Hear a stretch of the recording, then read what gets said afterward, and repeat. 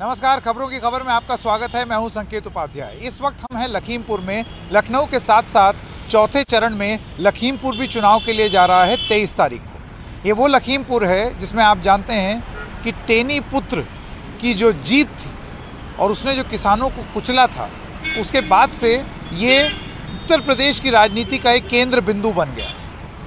यहाँ के लोग क्या मानते हैं, लखीमपुर के दिल में क्या है, क्या ये बहुत बड़ा चुनावी मुद्दा होगा? बहुत बड़ा क्षेत्रफल है लखीमपुर का, सबसे बड़ा जिला उत्तर प्रदेश का, 8 विधानसभा क्षेत्र हैं 2017 में। और जल्दी से ये ग्राफिक्स आपको दिखाते हैं। तो एक विधानसभा है मोहम्मदी, 2012 में बीएसपी के पास थी, 2017 में बीजेपी के पास। उसके बाद गोकर्णनाथ, 2012 में सपा, 2017 में बीजेपी। कस्ता, 2012 में सपा, 2017 में बीजेपी। लखीमपुर खीरी 2012 में समाजवादी पार्टी के पास थी, 2017 में बीजेपी के पास चली गई।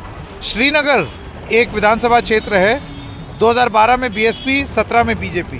निघासन 12 में बीजेपी, 17 में भी बीजेपी। और धौरारा 2012 में समाजवादी पार्टी और 2017 में बीजेपी। एक पलिकायकला भी है, वहाँ पर 2012 में बीएसपी थी और 2017 में बीजेपी आ गई। यानी कि 8 में से 8 का स्कोर था भारतीय जनता पार्टी का। और लखीमपुर को यूपी का चीन का कटोरा का कहा जाता है। वो इसलिए क्योंकि आज जब हम वहाँ थे, और ख़ास तौर से निघासन, इन सब इलाकों में, तिकुनिया, आपको इतने सारे लदे हुए ट्रक दिखेंगे, चीनी की मिलें दिखेंगी। यहाँ पर गन्ने की खेती सबसे बड़ा कार्य है। 80% किसान जो हैं वो गन्ना उगाते हैं। और 3 अक्टूबर को आशीष मिश्रा पर 4 किसानों पर गाड़ी चढ़ाने का आरोप भी यहीं लगा। किसान तब कृषि कानूनों के खिलाफ आंदोलन कर रहे थे। आशीष मिश्रा मोदी सरकार के गृह राज्य मंत्री हैं और अजय मिश्रा टेनी के बेटे हैं। लखीमपुर हिंसा के बाद किसानों का प्रदर्शन और तेज हुआ और अभी हाल फिलहाल उनके पुत्र आशीष मिश्रा टेनी जमानत पर बाहर आ गए। तो इसका वहाँ की स्थानीय राजनीति पर क्या फर्क पड़ेगा? क्या जीप से कुचलने का मुद्दा इतना बड़ा है कि उस पर वोटिंग में बीजेपी हार जाएगी, या उसके साथ साथ लखीमपुर के दिल में कुछ और भी है? कू ऐप पर कुछ सवाल हैं। पलाश लिखते हैं, क्या किसान दे पाएंगे बीजेपी को वोट की चोट? सुभाष लिखते हैं, सरकार अपनी संवेदनहीनता को ही वोट प्राप्त करने का साधन मान रही है। टेनी पुत्र की रिहाई इस बात का प्रमाण है। तो आइए अब आपको सीधे ले चलते हैं। आज दिन भर हमने जो रिपोर्टिंग की, दिन भर जो हमने जाना और देखा कि लखीमपुर के दिल में क्या है और लोग क्या सोचते हैं।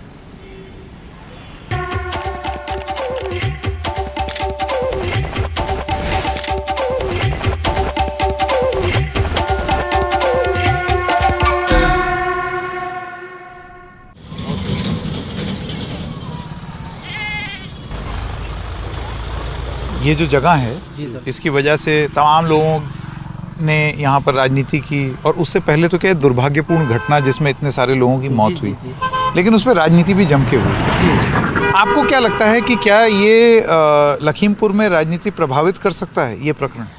लखीमपुर में नहीं सर, ये पूरे समझो देश के अंदर प्रभावित कर दिया ये कांड। इस कांड से सारे किसानों में बहुत बड़ा रोष है। और व्यक्तिगत सरदार जो हैं वो तो पहले बेचारे बहुत भाजपा को साथ देते, इस बार एक तरफा सब चले गए समाजवादी। कितना है आबादी, कितनी है उनकी? इनकी यहाँ 22,000 आबादी है। ये कौन सा विधानसभा पड़ता है? निघासन 138 है। निघासन इंजीनियर शशांक वाला। जी जी। तो वो अब आप कह रहे हैं उनमें रोष है, वो पूरा पलट के एकदम चला गया। और उनके अलावा और लोग, और जितने मुस्लिम तो सपा का ही है, वो तो हमेशा वो कहीं देते नहीं है। बाकी यादव बिरादरी है, और मौर्या जो यहाँ खड़े हैं वो पूर्व मंत्री हैं, वो पूर्व अध्यक्ष हैं, उसके प्रदेश अध्यक्ष हैं RS कुशवाहा जी। तो इसलिए उनका समीकरण बहुत अच्छा बन गया इस बार। बहुत अच्छी फाइट करेंगे, बहुत अच्छी वोटों से जीतेंगे वो। आपके हिसाब से क्या है यहाँ पर मुद्दा, क्या होगा, आपको क्या लगता है? मुद्दा सर यहाँ पे किसानों का मुद्दा है, सबसे बड़ा मुद्दा है। और दूसरी चीज़ ये है कि हमारा ये तराई क्षेत्र है, सबसे ज़्यादा यहाँ बाढ़ की समस्या बनी रहती है। कोई भी नेता यहाँ पे बिल्कुल कतई ध्यान नहीं देता है, बस केवल जीते और जीतने के बाद चले जाते हैं। और यहाँ की जनता जो है बहुत परेशान रहती है, और पशुओं की वजह से इस बार इतनी ज़्यादा दिक्कतें हो रही हैं कि लोगों की फसल जो है, सब पशुएं जो है। ये सवाल मैंने बीजेपी वालों से पूछा, उनका ये कहना है कि भाई हमारे पशु थोड़ी हैं जी, लोग ही तो छोड़ रहे हैं इसको। नहीं सर, तो फिर कुछ एक कार्रवाई की जाएगी, कुछ आगे उन्होंने बताया है कि हम रणनीति बनाएंगे। जानवर जानबूझ के छोड़े गए इसलिए कि जब किसान की फसल चली जाएगी और जो किसान परेशान हो जाएगा, जमीन को सस्ते मध्य बेच के और चला जाए। ये बड़े उद्योगपतियों के साथ ये जमीन हड़पने का एक साजिश है। जानवर कहीं इससे पहले कभी छोड़े गए, एकदम छोड़ दिए गए बीजेपी सरकार में, इसलिए इससे भी पहले सरकारें थी, इससे पहले भी सरकारें थी और उन सरकारों में आज तक ये आवारा पशु जो घूम रहे हैं कभी इनको छोड़ा नहीं गया है। हैं? तो इस बार क्यों छोड़ा गया है? कहीं ना कहीं कोई ना कोई साजिश है। हजारों गैया सांड घूम रहे हैं, इसलिए कि किसान की जब फसल चढ़ जाएंगे, किसान तमाम दुर्घटनाएं मजबूर होकर और वो तो हो रही है। नाव में तो हम भी कुछ किसानों को मिला, बेचारे टॉर्च लेकर के रात भर अपना। अभी ये जो फील्ड बनी यहाँ पे है, इसके अंदर हम लोगों ने कम से कम 2,500-3 हजार गैया उठा के भर दिया।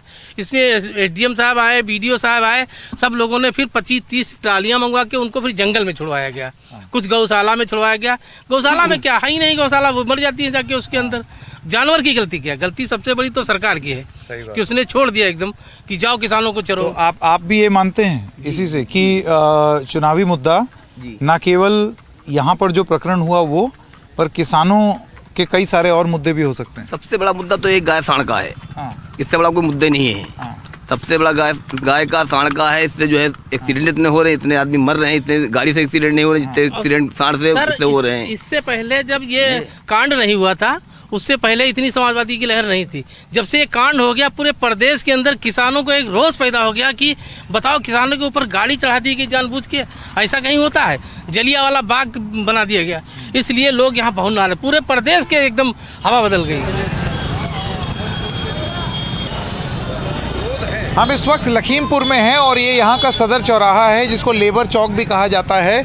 ये वही जगह है जहाँ पर कुछ महीनों पहले टेनी पुत्र का जो कांड था वो सुर्खियों में छाया था।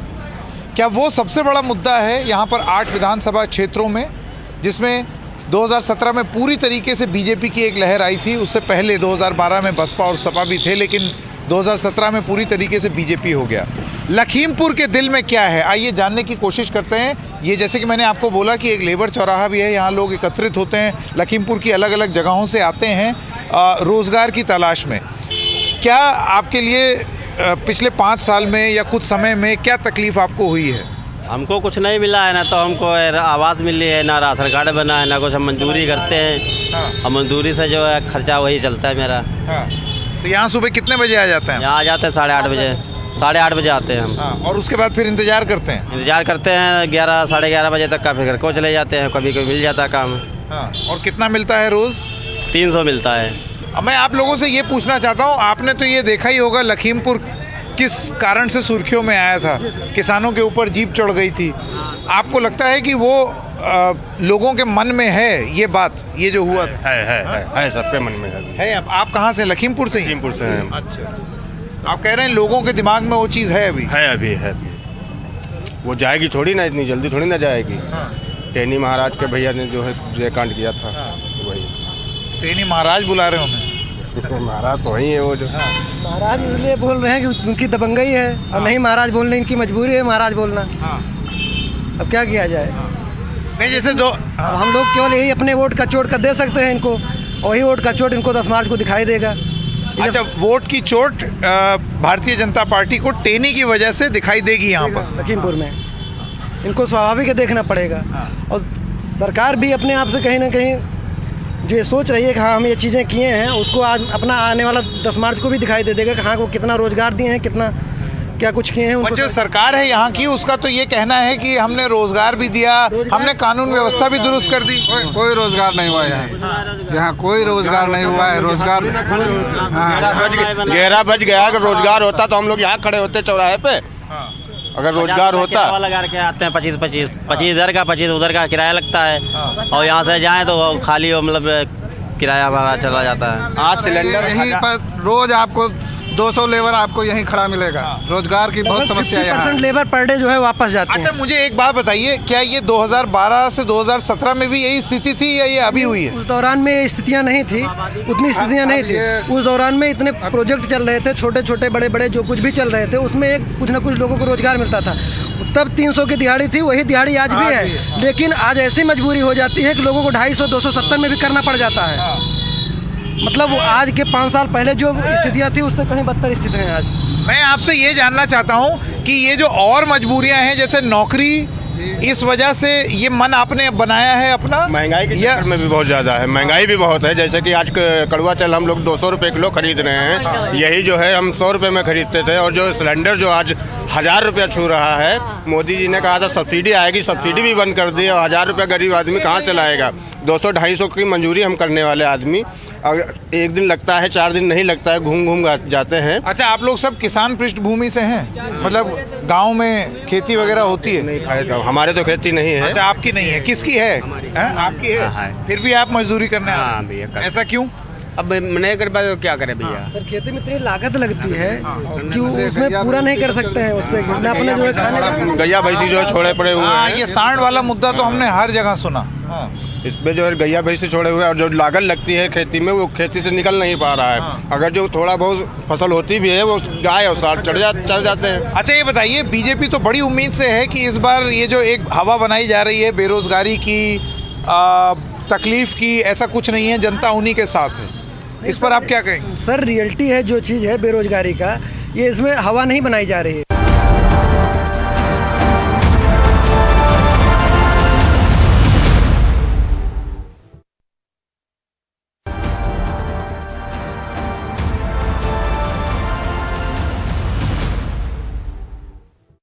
तो लखीमपुर में एक गांव ऐसा भी जिसने ये तय किया है कि इस चुनाव में हम वोट ही नहीं डालेंगे। ऐसा क्यों? आइए जानते हैं गांव वालों से। इस गांव का नाम है चितिहा। मैं आपसे जानना चाहता हूं आपका शुभ नाम और क्यों वोट नहीं डालेंगे? सत्यनारायण यादव। हमारे गांव में एक बहुत बड़ी अहम समस्या है कि हमारे गांव की ज़मीन लगभग 80% लोगों की रेलवे लाइन के उस पार है, और लगभग 1-1.5 साल हुआ जा रहा है। तो वो रेलवे लाइन का क्रॉसिंग का रास्ता जो है हमारे गांव से लगभग 4-5 गांव का रास्ता वो है लाइन के उधर जाने के लिए, वो रास्ता बंद कर दिया गया।